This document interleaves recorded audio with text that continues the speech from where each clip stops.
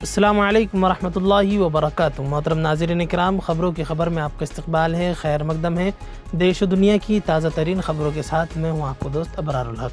आगे बढ़ने से पहले एक नज़र सुर्ख़ियों की तरफ। आरजेडी की खातून रुकन असम्बली रेखा देवी के ख़िलाफ़ नीतीश कुमार का मुतनाज़ा तबसरा, रेखा का शदीद रद्द-ए-अमल। हंगामा के बाद राहुल गांधी की पार्लियामेंट में किसानों से मुलाकात। महाराष्ट्र और गुजरात में सैलाब की तबाहकारियाँ, गढ़चिरौली में कई गाँव ज़ेर आब। मुजफ्फरनगर के बाद रोड़की में कांवड़ यात्रियों का हंगामा, ई रिक्शा ड्राइवर की बुरी पिटाई और तोड़ फोड़। मनोज जिरांगे पाटिल की मुश्किलात बढ़ सकती है, नाकाबिल जमानत वारंट जारी। हैदराबाद से करीब चलकूर की कुतुब शाही मस्जिद को शहीद कर दिया गया। सुप्रीम कोर्ट का नीट यूजी 2024 को मनसूख करने से इनकार।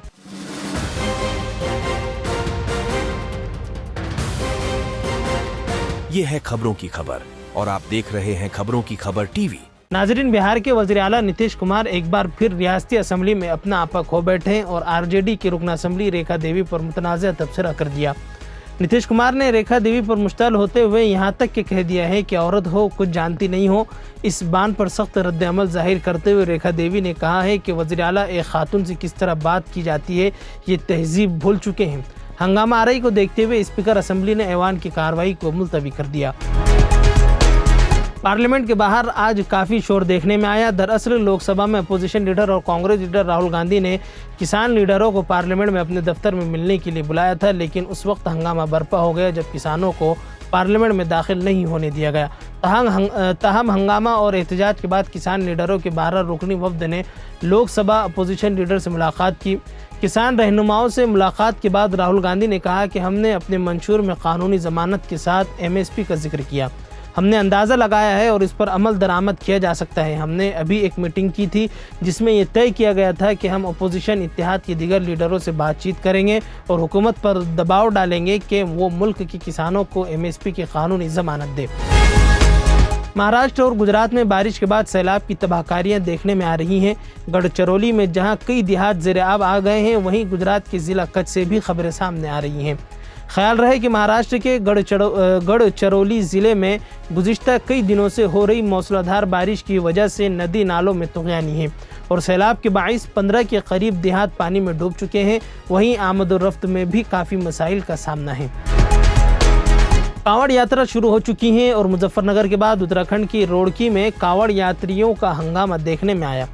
यहाँ कांवड़ यात्रियों ने ई रिक्शा ड्राइवर को बुरी तरह जोदोकोप किया, यानी कि मारा पीटा। सिर्फ इतना ही नहीं, उन्होंने लाठियों से ई रिक्शे में तोड़फोड़ भी की। इस दौरान पुलिस यात्रियों को समझाती नजर आई, लेकिन उन्होंने किसी की एक नहीं सुनी।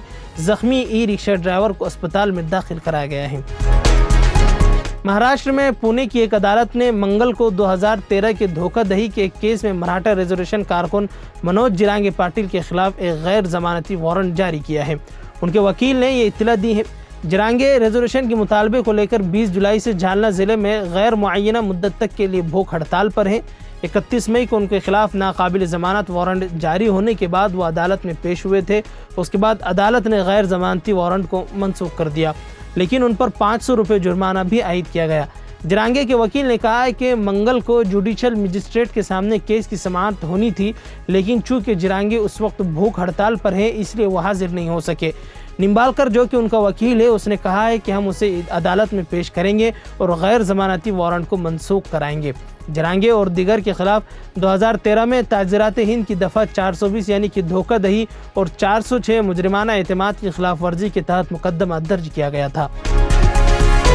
मौलाना हाफिज शब्बीर अहमद, सदर जमीयत उलमा तेलंगाना और आंध्र प्रदेश ने अपने सहाफ़ती बयान में कहा है कि मोइनाबाद ज़िला रंगारेड्डी चलकूर विलेज कुतुब शाही मस्जिद को रियल एस्टेट वेंचर के आड़ में कुतुब शाही मस्जिद को शहीद कर दिया गया, जिसकी रियासती जमीयत उलमा सख्त अल्फाज में मजम्मत करती हैं और हुकूमत को मुतनब्बे करती हैं कि आपकी हुकूमत बनने के बाद से ये दूसरी मस्जिद पर हमला है। साबिक तेलंगाना हुकूमत में मसाजिद को शहीद करने की वजह से इस हुकूमत को तेलंगाना में इक़्तिदार से महरूम होना पड़ा था।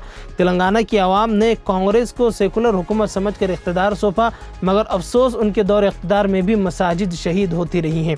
हुकूमत को इस जानिब तवज्जो देने की ज़रूरत है ताकि आइंदा से ऐसे वाक़यात पेश ना आए और रियासती जमीयत उलमा हुकूमत से पुरज़ोर मुतालबा करती हैं कि इस मस्जिद को शहीद कराने में जो भी अफराद मुलव्वस हैं उनको अभी तक की गिरफ़्तार भी नहीं किया गया है, लिहाजा उनको फ़ौरन गिरफ़्तार किया जाए और उनके खिलाफ सख्त से सख्त कार्रवाई भी की जाए।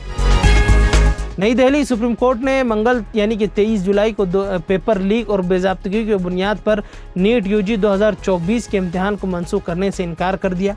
अदालत ने कहा है कि इस बात का कोई सबूत नहीं है कि सिस्टम में लीक्स थे और इससे पूरे इम्तिहान का तकद्दुस मुतासिर होता है। अदालत ने यह भी कहा है कि दोबारा इम्तिहान का हुक्म देने से 23 लाख से ज़ायद तलबा पर संगीन असर पड़ेगा और उससे तालीमी प्रोग्राम में खलल पड़ सकता है, जिसका आने वालों सालों में बड़ा तो बुरा असर पड़ेगा। इस बात को तस्लीम करते हुए कि हज़ारीबाग झारखंड और पटना बिहार के मराकज़ में पर्चे लीक हुए थे, लेकिन अदालत ने कहा है कि रिकॉर्ड पर इतने सबूत नहीं है कि ये नतीजा अख्ज़ किया जा सके। खैर नाज़रीन, अब तक के लिए बस इतना ही, फिर इंशाअल्लाह मुलाकात होगी।